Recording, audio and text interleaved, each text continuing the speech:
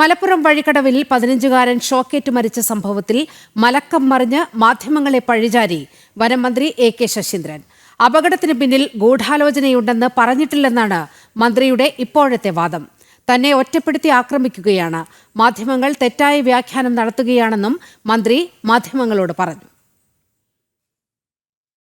ഇത് രാഷ്ട്രീയ മുതലെടുപ്പിന് വേണ്ടി ഒരു ഗൂഢാലോചന നടത്തിയില്ലെങ്കിലും ഞാൻ ഇന്നലെ പറഞ്ഞല്ലോ. പക്ഷേ അത് നിങ്ങൾക്ക് ടെസ്റ്റ് ചെയ്തിപ്പോൾ ഇവിടെ ഏഷ്യാനെറ്റിൽ രാത്രി 12 മണിക്ക് വന്നപ്പോൾ പറഞ്ഞ് ഈ ഒരു സംഭവത്തെ തെരഞ്ഞെടുപ്പിനെ മുമ്പിൽ കണ്ടുകൊണ്ടുള്ള രാഷ്ട്രീയ മുതലെടുപ്പിന് വേണ്ടി ഗൂഢാലോചന നടത്തിയെന്ന് സംശയിക്കുന്നു എന്നാണ് എല്ലാ ക്ലിപ്പിംഗ്സും സംശയം.